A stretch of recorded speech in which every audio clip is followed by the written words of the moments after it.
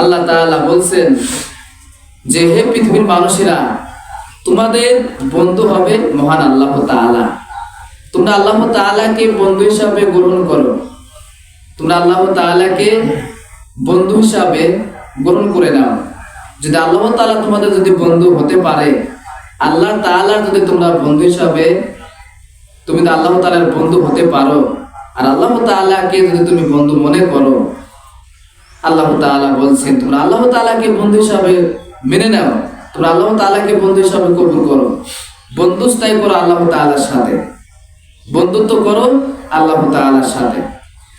আল্লাহ তাআলা তারপরে বলছেন তোমরা আমার সাথে তোমাদের বন্ধু তো আল্লাহ তাআলা এবং তোমাদের বন্ধু হযরত মুহাম্মদ সাল্লাল্লাহু আলাইহি ওয়াসাল্লাম। যে ঈমানদাররা, যারা ঈমানদার তাদের বন্ধু আল্লাহ তাআলা, যারা ঈমানদার মুমিন ব্যক্তি তাদের বন্ধু হবে আল্লাহ তাআলা, তাদের বন্ধু হবে মুহাম্মদ সাল্লাল্লাহু আলাইহি ওয়াসাল্লাম। তা আমরা যদি আল্লাহ তাআলাকে বন্ধু হিসাবে মেনে নিতে পারি, আল্লাহ তাআলাকে বন্ধু হিসাবে আমরা নিতে পারি, আল্লাহ তাআলা আমাদের বন্ধু, আমরা আল্লাহ তাআলার বন্ধু, মানে বন্ধুত্ব সৃষ্টি করতে হবে আমাদের। আমরা আল্লাহ তাআলাকে বন্ধু হিসাবে গ্রহণ করব এবং রাসূল পাক সাল্লাল্লাহু আলাইহি সাল্লামকে বন্ধু হিসাবে আমরা গ্রহণ করব। সবচাইতে মানুষের ভিতরে যত বন্ধু থাকবে, রাসূলের চাইতে উত্তম বন্ধু পৃথিবীর ভিতরে আর হতে পারে না। রাসূল পাক সাল্লাল্লাহু আলাইহি সাল্লাম বলছেন যে তোমাদের উত্তম বন্ধু তো আল্লাহ তাআলা, তোমাদের উত্তম বন্ধু তো আমি। আমাকে যদি তোমরা বন্ধু হিসাবে গ্রহণ করতে পারো, কবুল করতে পারো, তাহলে তোমরা আমার বন্ধু, আমি তোমাদের বন্ধু। শ্রেষ্ঠ বন্ধু হচ্ছে মুহাম্মদ সাল্লাল্লাহু আলাইহি ওয়াসাল্লাম। মানুষের ভিতরে শ্রেষ্ঠ বন্ধু, মহান বন্ধু হবে মুহাম্মদ সাল্লাল্লাহু আলাইহি ওয়াসাল্লাম। আল্লাহ তাআলা আমাদের বন্ধু, রাসূল পাক সাল্লাল্লাহু আলাইহি ওয়াসাল্লাম আমাদের বন্ধু।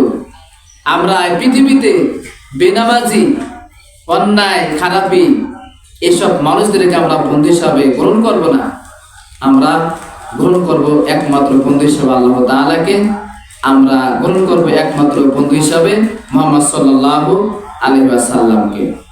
তারপর এখানে বলছেন যে তোমাদের বন্ধু তার রাসূল এবং যে ঈমানদার, তোমরা বন্ধুত্ব করবে যারা ঈমানদার মানুষ, যারা 5 ওয়াক্ত নামাজ পড়ে, আল্লাহ তাআলার হুকুম মেনে চলে, পঙ্খানুপুঙ্খভাবে আল্লাহ তাআলার হুকুম আদায় করে, আল্লাহ তাআলার রাস্তায় থাকে, আল্লাহ তাআলার পথে তোমাদেরকে আহ্বান করে, এরকম ঈমানদার, পরহেজগার, মুমিন ব্যক্তি, মুসলমান ব্যক্তি, ভালো মানুষকে তোমরা বন্ধু হিসাবে বেছে নাও। তোমাদের মধ্যে, সমাজের ভিতরে তোমাদের মধ্যে যারা নামাজি ব্যক্তি, ভালো মানুষ, পরহেজগার ব্যক্তি, তাকওয়াবান, 5 ওয়াক্ত নামাজি, এইসব মানুষদেরকে তোমরা বন্ধু হিসাবে গ্রহণ করো এবং তাদের সাথে তোমরা চলাফেরা করো এবং এদেরকে তুমি বন্ধু হিসাবে কবুল করো। ভালো মানুষের সাথে তুমি বন্ধুস্থায়ী করবে, তুমি এক পর্যায়ে ভালো হয়ে যাবে। খারাপ মানুষের সাথে বন্ধুস্থায়ী করবে, তুমি ভালো থাকলেও এক পর্যায়ে খারাপ হয়ে যাবে। এই জন্য আর আমরা যার সাথেই বন্ধুস্থায়ী করি না কেন, আল্লাহ তাআলার আমরা বন্ধু হিসাবে গ্রহণ করব, তাকে খুশি করার জন্য। রাসূল পাক সাল্লাল্লাহু আলাইহি সাল্লামকে বন্ধু হিসাবে গ্রহণ করব আল্লাহ তাআলাকে খুশি করার জন্য। নামাজি ব্যক্তির সাথে, ঈমানদার ব্যক্তির সাথে বন্ধুত্ব করব এবং বন্ধু হিসাবে গ্রহণ করে নেব আল্লাহ তাআলার সন্তুষ্টির জন্য। এখানে আল্লাহ তাআলা বলছেন যারা ঈমানদার, যারা নামাজ কায়েম করে, যারা ঈমানদার, তোমরা তাদেরকে বন্ধু হিসাবে বন্ধুত্ব করো, তাদের সাথে বন্ধুস্থায়ী করো, তাদের সাথে চলাফেরা করো এবং তাদেরকে তোমরা বন্ধু হিসাবে গ্রহণ করো। তারা নামাজি, যারা ঈমানদার। তারপর এখানে বলছেন যারা নামাজ কায়েম করে, যারা নামাজ 5 ওয়াক্ত নামাজ পড়ে, যারা নামাজ কায়েম করার জন্য আপ্রাণ চেষ্টা করে, যারা নামাজ কায়েম করার জন্য প্রচেষ্টা চালায়, যারা নামাজ কায়েম করার জন্য আল্লাহ তাআলার রাস্তায় কাজ করে, মানুষকে আহ্বান করে, যারা নামাজ কায়েম করে, তাদেরকে তোমরা বন্ধু হিসাবে গ্রহণ করো, তাদেরকে তোমরা বন্ধু হিসাবে কবুল করো। যদি এদেরকে বন্ধু হিসাবে কবুল করতে পারো, গ্রহণ করতে পারো, তাহলে তুমিও নামাজি ব্যক্তি হয়ে যাবে। যদি নামাজি ব্যক্তির সাথে কোনো ব্যক্তি বন্ধুত্ব করে, বন্ধু হিসাবে কবুল করে নেয়, গ্রহণ করে নেয়, ওই বেনামাজি একসময় নামাজি হয়ে যাবে। এটা হচ্ছে লাভ। যে একটা বেনামাজি যখনই নামাজ হয়ে যাবে, বেনামাজি যখন নামাজি হয়ে যাবে, যার কারণে নামাজি হয়ে গেল, যার দাওয়াতে, যার পরামর্শে, যার কথায়, যার আহ্বানে বেনামাজি নামাজি হয়ে গেল, ওই ব্যক্তি সারা জীবন যত নামাজ পড়বে সমস্ত নামাজে এক অংশ নেকি আল্লাহ তাআলা তার আমলনামায় দিয়ে দেবেন। যার ধারায় সে নামাজের পথে আসলো তার আমলনামায় দিয়ে দিবেন। সুবহানাল্লাহ। এজন্য আমরা নামাজি ব্যক্তিদেরকে বন্ধু হিসাবে কবুল করব, বন্ধু হিসাবে গ্রহণ করব। তারপরে আল্লাহ তাআলা বলছেন, যারা সমাজের ভিতরে যারা যাকাত দেয়, যারা ধনাত্মক ব্যক্তি, সম্পদওয়ালা ব্যক্তি, যারা যাকাত দেয়, এই যাকাত যারা দেয় তাদের সাথে তোমরা বন্ধুত্ব করো। কারণ এরা যারা যাকাত দেয় এরা অবশ্যই ভালো মানুষ, আল্লাহর হুকুম পালন করতেছে। এদেরকে তোমরা বন্ধু হিসাবে কবুল করো, বন্ধু হিসাবে গ্রহণ করো। যারা যাকাত দিচ্ছে তার নিজস্ব সম্পদ থেকে, এটা অবশ্যই তিনি ভালো মানুষ, আল্লাহ তাআলার একটা হুকুম সে পালন করতেছে। এদেরকে তোমরা বন্ধু হিসাবে কবুল করো, বন্ধু হিসাবে গ্রহণ করো। তারপরে আল্লাহ তাআলা বলছেন, যারা আল্লাহ তাআলা এবং আল্লাহর সামনে বিনয়ী হও। এখানে আল্লাহ তাআলা বলছেন যে তোমরা আমার সাথে বন্ধুত্ব করো, রাসূলের সাথে বন্ধুত্ব করো, যারা ঈমানদার তাদের সাথে বন্ধুত্ব করো, যারা নামাজ পড়ে, নামাজ কায়েম করে তাদের সাথে তোমরা বন্ধুত্ব করো, যারা যাকাত দেয়, যাকাত কায়েম করে তাদের সাথে তোমরা বন্ধুত্ব করো, এবং আল্লাহর সামনে তোমরা বিনয়ী হও, বিনীত হও। মানে আল্লাহ তাআলার সামনে তোমরা বিনয়ী হও, বিনীত হও। মানে আল্লাহ তাআলার সামনে তোমরা ছোট হও। আল্লাহ তাআলার সামনে যদি আপনি আল্লাহ তাআলার কাছে ছোট হন, আল্লাহ তাআলা আপনাকে সমাজের ভিতরে বড় বানিয়ে দেবে। আল্লাহ তাআলা আপনাকে সম্মান বাড়াই দেবে। আল্লাহ তাআলা কিন্তু আপনি আল্লাহ তাআলার সামনে বিনয় মানে কি? আল্লাহ তাআলার যত হুকুম আছে সমস্ত হুকুম পঙ্খানুপুঙ্খ ভাবে আদায় করা, মেনে নেওয়া, আল্লাহর হুকুম পালন করা। এতে 5 ওয়াক্ত নামাজ, যদি আল্লাহ তাআলা আপনি ভয়ই পান, যদি আল্লাহ তাআলার সামনে বিনয়ী হন, নম্র হন, ভদ্র হন, তাহলে অবশ্যই আপনি 5 ওয়াক্ত নামাজের ভিতরে আপনি আসবেন।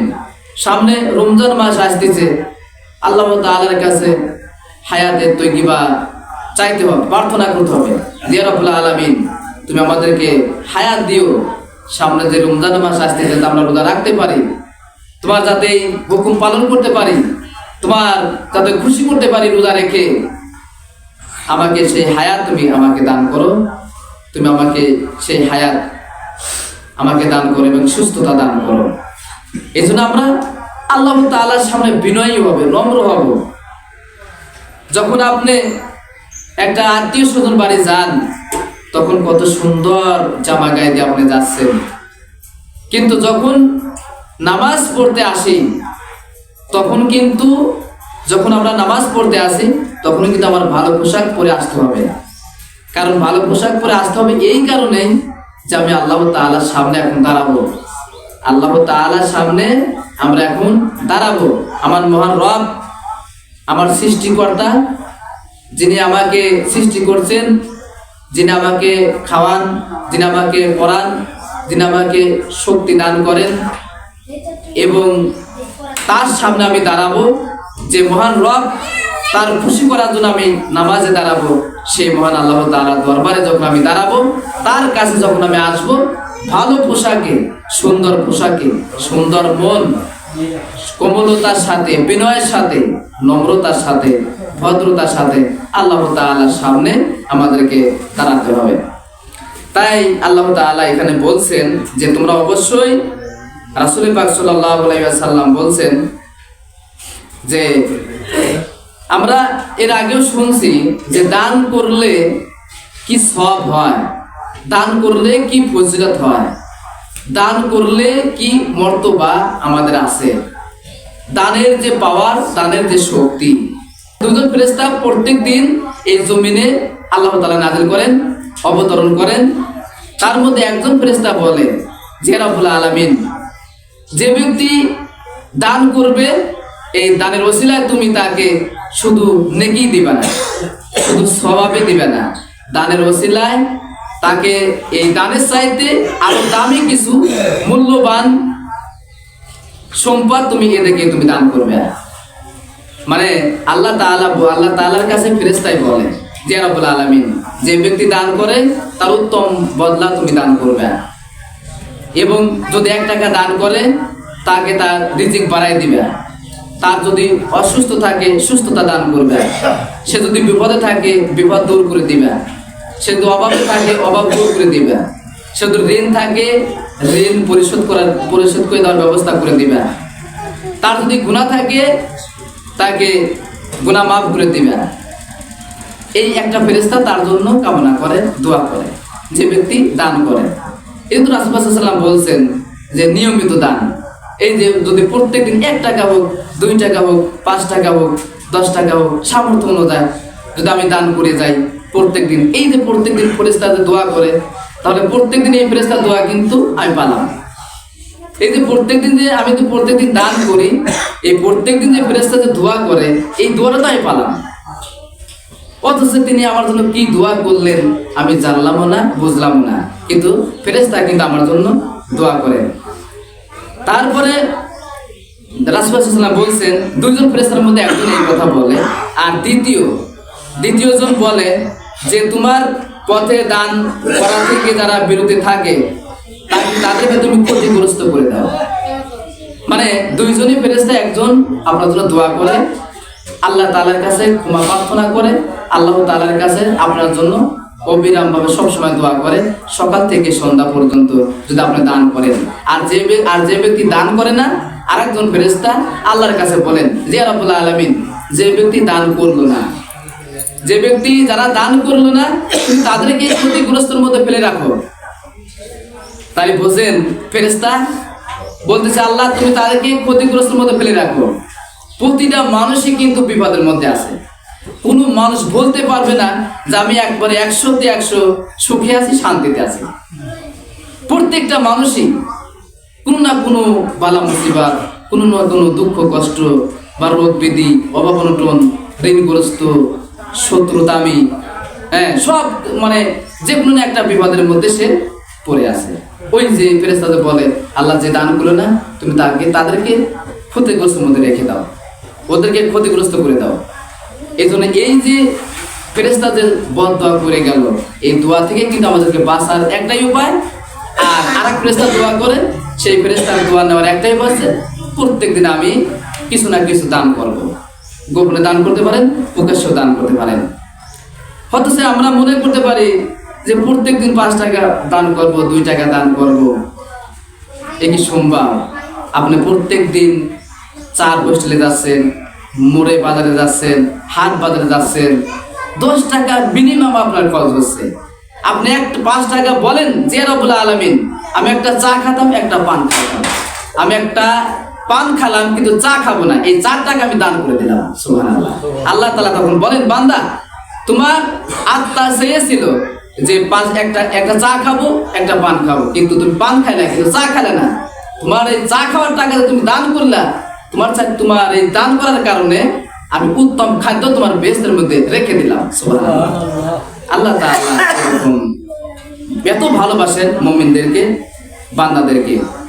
তারপরে রাসূল পাক সাল্লাল্লাহু আলাইহি ওয়াসাল্লাম কি বলছেন যে দান করলে কি সওয়াব হয়, কি নেকি হয়, কি ফজিলত হয়। যদি কোনো ব্যক্তি দান করে, 1 নম্বরে বলছেন রাসূল সাল্লাল্লাহু আলাইহি ওয়াসাল্লাম, যদি কোনো ব্যক্তি দান করে তার বিপদ আপদ আল্লাহ তাআলা দূর করে দেন। আল্লাহ তাআলা বিপদ আপদ দূর করে দেন। আমরা যে বিপদ আমাদের সামনে আসে, যে বিপদ আপদ আছে, বালা মুসিবত আছে, দুঃখ কষ্ট নেমে আসে, রোগ ব্যাধি নেমে আসে, এটা দূর করার জন্য একটাই পন্থা, একটাই পথ, আপনি দান করবেন। দান করবেন আর বলবেন যে রব্বুল আলামিন, আমি এই বিপদের জন্য আমি এই কষ্টের জন্য, এই দুঃখের জন্য, এই রোগের জন্য আমি 5 টাকা দান করলাম, তুমি আমার এই দানের ওসিলা করে যেই কারণে দান করলাম সেই কারণটা তুমি দূর করে দাও। আল্লাহ তাআলা বলে যে তুমি আমার দেওয়ার নিয়ামত সম্পদ থেকে তুমি দান করলে আমি আল্লাহ তাআলা তোমার খুশি হলাম, খুশি হয়ে তোমার বিপদ আপদ আমি আল্লাহ তাআলা দূর করে দিলাম। সুবহানাল্লাহ। দেখবেন মানুষ যে যাই বলুক না কেন শেষে কিন্তু আল্লাহ তাআলার কাছে ধর্ণা করা লাগে। মানে আপনি শেষে যখন কোনো উপায় পাবেন না, কুল পাবেন না, কিনারা পাবেন না, একমাত্র আল্লাহ ছাড়া আমার আর কেউ নাই। আপনি যখন রোগ ব্যাধি হয়ে ঘরে পড়ে যাবেন, আপনি কেউ দেখতে পারবেন না, কেউ দেখতে পারবে। আর রাসূল বলছে যে ইয়া রাব্বুল আলামিন তুমি আমার রোগে ঘরে ফেলায় রাখো না, কারণ রোগে যদি ঘরে ফেলায় রাখো তাহলে আমার পরিবার, আমার স্ত্রী, আমার মেয়েরাও আমার নিয়ে বিরক্ত বোধ মনে করবে। আমায় এমন রোগ, আমার এমন কোনো রোগ দিও না, ঘরে ফেলায় রাখো না, যাতে আমার পরিবার আমার প্রতি বিরক্ত হয়। এই বিরক্ত যাতে না হয় তুমি আমার রোগ দিও না, এমনি দূরে থেকে নিয়ে দেয়। যারা ঘরে পড়ে আছে তাদের কাছে জিজ্ঞাসা করেন কেন, ও কেউ দেখতে পারে না, মনেই বাসে। অথচ সেই ব্যক্তি কিন্তু কত কষ্ট করে, কত পরিশ্রম করে, কত কষ্ট করে, মানে মাথার গায়ে পায়ে ফেলে সেই ব্যক্তি পরিবার চালাইছে, সেই ব্যক্তি পরিবার দুঃখ কষ্ট সব দূর করছে ইনকাম করে। আজ সে ঘরে পড়ে গেছে, তার কেউ মূল্য দেয় না, কেউ দাম দেয় না। এরা আমাদের সমাজের ভিতরে অনেক অহরহ এরকম ঘটনা ঘটে। আর ওই ব্যক্তির দাম ছিল যখন সে ইনকাম করে খাওয়াইতো, পরিবারে মানে সবারই হাসি মুখ ফুটাইতো, ভালো খাবার খাওয়াইতো, ভালো পোশাক কিনে দিত, তখন সে ব্যক্তি ভালো। দেখবেন আপনি একটা আত্মীয়কে ভালো মন্দ খাওয়াবেন, খুব প্রশংসা করবে। যখনই ওই ব্যক্তি ঋণগ্রস্ত হয়ে যাবে, ওই ব্যক্তির কাছে যা বলবেন যে অমুক ব্যক্তি খুব ঋণগ্রস্ত হয়ে গেছে, আরে ও ঋণ তো হবেই, ও তো ঋণ হবেই, ও ঋণ হয়ে খাওয়া দাওয়া করছে, ভালো মন্দ খালি খাইছে, অথচ ওই ভাই তো খাইছে, ওই ভালো মন্দ খাইছে, মানে খাওয়াইছে যখন তখন ভালো, এখন ঋণগ্রস্ত হয়ে যান ভালো না। এটা সমাজের মানে অবস্থা। তাহলে আমরা কি করব? দান করলে আল্লাহ তাআলা বিপদ আপদ দূর করে দেন। যত বিপদ আছে, যত বালা আছে, যত মুসিবত আছে, বিপদ কি এক ধরনের? আপনার নিজের জীবনের উপরে বিপদ আসতে পারে, আপনার পরিবারের উপরে বিপদ আসতে পারে, আপনি খেত খামার করছেন, খেত খামারের উপরে বিপদ আসতে পারে, আপনার যে গরু ছাগল আছে, গরু ছাগলের উপরে বিপদ আসতে পারে, আপনার যে টাকা পয়সা আছে, টাকা পয়সার উপরে বিপদ আসতে পারে। বিপদ বিভিন্ন ধরনের হতে পারে। এই বিপদ থেকে বাঁচার জন্য, বিপদকে দূর করার জন্য নিয়মিত আল্লাহ তাআলার রাস্তায় দান করে যাবেন। যে আল্লাহ, আমি আজকে মোড়ে 10 টাকা খরচ করতাম, 1 টাকা তোমার রাস্তায় দিয়ে দিলাম।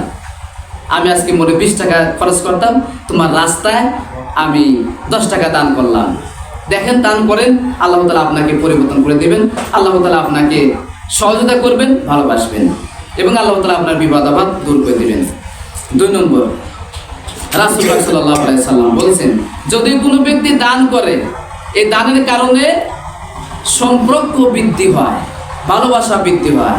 আপনি যাকে দান করবেন তার সাথে কিন্তু মহব্বত সৃষ্টি হবে, তার সাথে সম্পর্ক বৃদ্ধি পাবে, সম্পর্ক সৃষ্টি হবে। আপনি যদি কোনো প্রতিষ্ঠানে দান করেন, ওই প্রতিষ্ঠানের প্রতি আপনার দয়া আসবে, মায়া আসবে। না রে, আমি এই মসজিদে আমি দান করি, তাহলে আপনার একটা মায়া এবং দয়া মসজিদের প্রতি আসবে।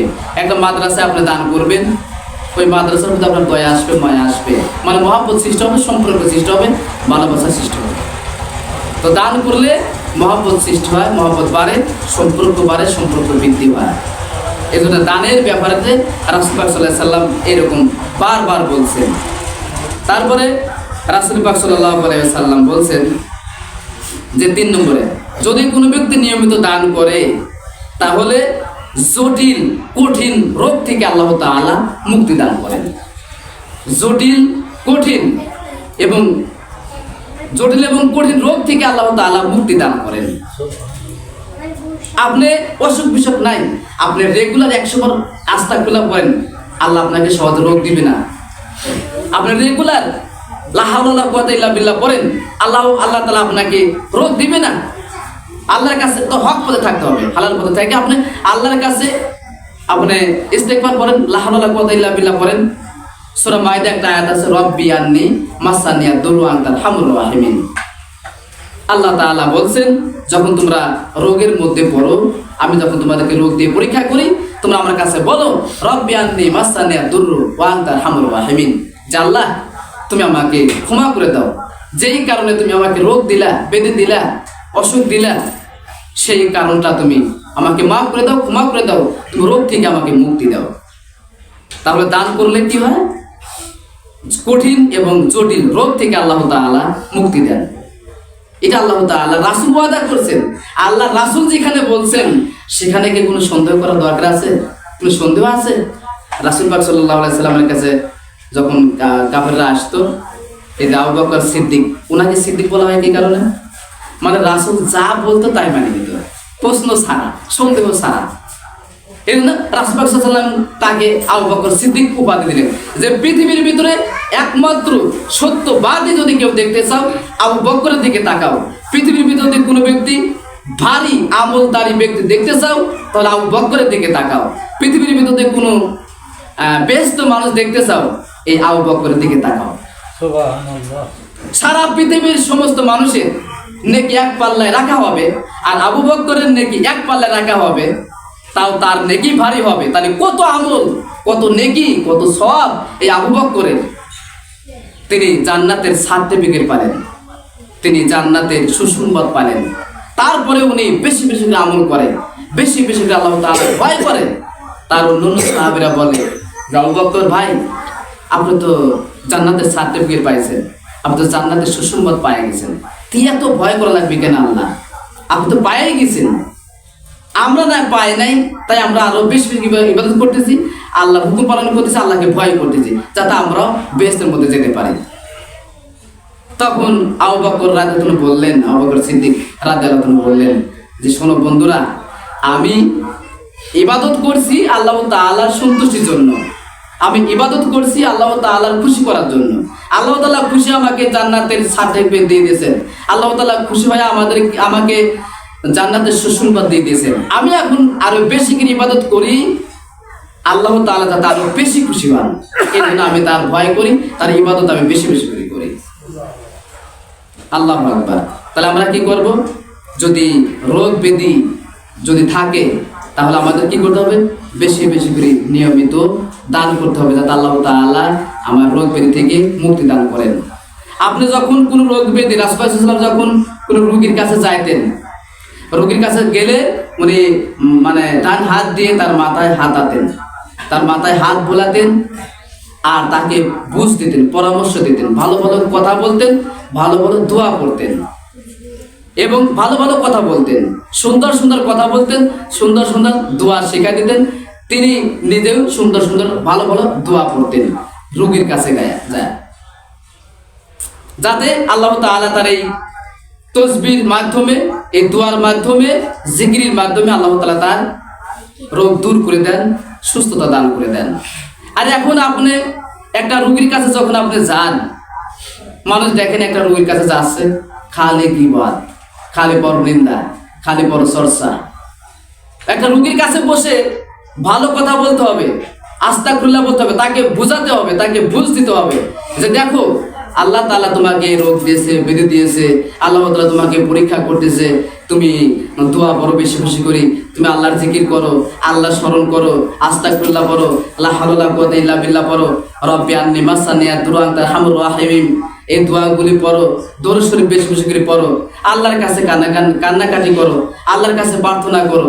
এই কথা না বলে মানে গোল করে বসে রোগী মাঝখানে বসাইয়া শুধু গীবত, পরনিন্দা, পরচর্চা, কিটা কি করছে কি না করছে ওই রোগীর সামনে এই কথাগুলি বলতেছে। ওর রোগীরও সমস্যা হচ্ছে, যারা বলতেছে তাদেরকে গুনাহ হচ্ছে, রোগী আরো অসুস্থ হয়ে পড়তেছে, এই গুনার কথা শুনতেছে, গীবত শুনতেছে, ও আরো বেশি অসুস্থ হয়ে পড়বে। এই যে গীবত, পরনিন্দা, পরচর্চা তার কাছে শোনাচ্ছে, সেও গুনার ভাগী হচ্ছে। আর রাসূল সাল্লাল্লাহু আলাইহি ওয়াসাল্লাম কি বলছেন? যে না, রোগীর কাছে যা কোনো খারাপ কথা বলা যাবে না, কোনো পরনিন্দা, গীবত, পরচর্চা করা যাবে না। তার কাছে ভালো ভালো কথা বলো, ভালো ভালো জিকিরি কথা বলো, ইস্তেগফার বলতে বলো, আল্লাহু আকবার বলতে বলো। আপনি যখন ঘুমের থেকে উঠবেন, ঘুমের থেকে ওঠার পরে আল্লাহু আকবার, সুবহানাল্লাহ, আলহামদুলিল্লাহ, আল্লাহু আকবার জোরে করে বলবেন। দেখবেন আপনার দেহের ভিতরে এত শান্তি লাগবে, মানে এত শান্তি লাগবে আপনি কল্পনাও করতে পারবেন না। যখন আপনার মনের ভিতরে দুঃখ লাগবে, কষ্ট লাগবে, তখন আপনি জোরে করে বলবেন আল্লাহু আকবার, আলহামদুলিল্লাহ, আল্লাহু আকবার, সুবহানাল্লাহ, লা ইলাহা ইল্লাল্লাহু ওয়াহদাহু লা শারীকা লাহু, লাহুল মুলকু ওয়া লাহুল হামদু ওয়া হুয়া আলা কুল্লি শাইইন কাদির, রব্বি গফিরলি। আল্লাহ, তুমি ছাড়া আমার কেউ নাই, তুমি ছাড়া আমার কোনো উপাস্য নাই, আমি একমাত্র তোমারই বান্দা, তুমি আমার আল্লাহ, আমি তোমার বান্দা। এটা হচ্ছে তোমার সাথে সম্পর্ক, এটা হচ্ছে তোমার সাথে ভালোবাসা। তুমি আমার আল্লাহ, আমি তোমার বান্দা। পৃথিবীর ভিতরে তোমার অনেক বান্দা থাকতে পারে, কিন্তু পৃথিবীর ভিতরে অনেক বান্দা তোমাকে থাকতে পারে, কিন্তু তুমি ছাড়া আমার কোনো আল্লাহ আর নাই, একমাত্র তুমি আমার আল্লাহ। তোমার অনেক বান্দা থাকতে পারে, কিন্তু তুমি ছাড়া আমার কোনো আল্লাহ নাই, কোনো সৃষ্টিকর্তা নাই। এইভাবে আল্লাহ তাআলার কাছে বলতে হবে। রোগ ব্যাধির যারা রোগ ব্যাধিদের মধ্যে আছে, অসুখের মধ্যে পড়ে আছে, তার কাছে ভালো ভালো কথা বলবেন, সুন্দর সুন্দর কথা বলবেন, তার মাথায় হাত বুলাবেন এবং সুন্দর সুন্দর কথা দোয়া জিকির তাকে শিখাই দিবেন বা তার সামনে যা পড়বেন। লা ইলাহা ইল্লাল্লাহু মুহাম্মাদুর রাসূলুল্লাহ, আশহাদু আল্লা ইলাহা ইল্লাল্লাহু ওয়াহদাহু লা শারীকা লাহু ওয়া আশহাদু আন্না মুহাম্মাদান আবদুহু ওয়া রাসূলুহু।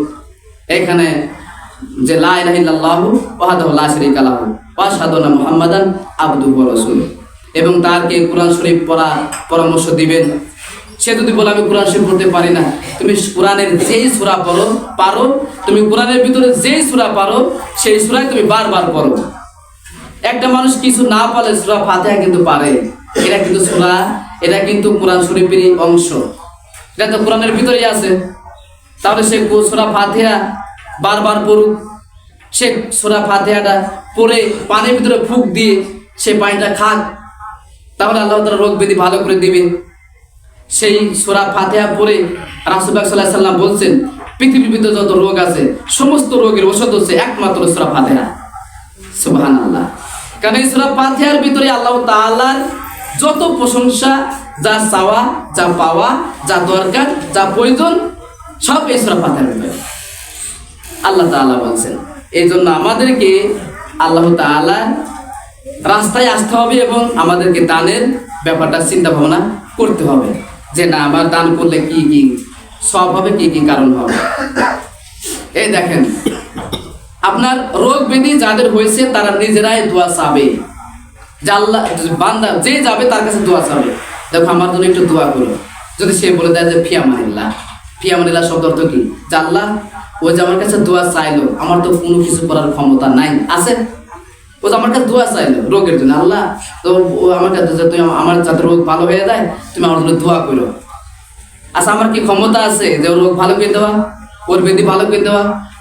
কোনো ক্ষমতা নেই। কিন্তু আপনি যখন দোয়া চাইলো, আপনি বলবেন ফি আমানিল্লাহ, যে আল্লাহ এই ব্যক্তি আমার কাছে যে দোয়া চাইলো, আমার তো কিছুই করার ক্ষমতা নাই, আমি কিচ্ছু করতে পারবো না, আমি কিছু উপকার করতে পারবো না, তবে ফি আমানিল্লাহ, ও যে আমার কাছে দোয়া চাইলো, এই দোয়াটা আপনার কাছে ন্যস্ত করে দিলাম, আপনার কাছে হাওলা করে দিলাম। সুবহানাল্লাহ। এটা হচ্ছে ফি আমানিল্লাহ ফজিলত, যে ফি আমানিল্লাহ, যখন যে দোয়া চাবে ফি আমানিল্লাহ, আল্লাহ আমার কিছু করার নাই, আমি কিছু করতে পারবো না, তুমি এই ফি আমানিল্লাহ এ যে কারো দোয়া চালে সেটা তুমি দূর করে দাও, এটা তুমি পারবে, আমি পারবো না। এটা হচ্ছে ফি আমানিল্লাহ। তো দোয়া করা তো সমস্যা না। একটা হিন্দু যদি অসুস্থ হয়, আপনি তার জন্য দোয়া করবেন। একটা খ্রিস্টান যদি অসুস্থ হয়, তার জন্য আপনি দোয়া করবেন। একটা বেনামাজি যদি অসুস্থ হয়, তার জন্য দোয়া করবেন। দোয়া থেকে বিরতি থাকা যাবে না। দোয়া করলে আপনার ভালো হবে, যত দোয়া করবেন। আল্লাহ তাআলা কি বলেন দেখেন, দোয়া করলে কি উপকার।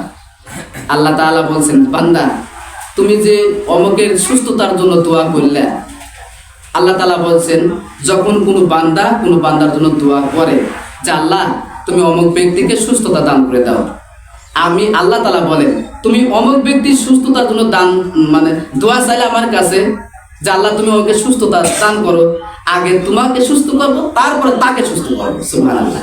মানে আগে নিজেরটা কবুল করে নেয় আল্লাহ। আপনি একজন দোয়া করবেন, ওই দোয়াটা আপনারই আগে কাজে লাগবে।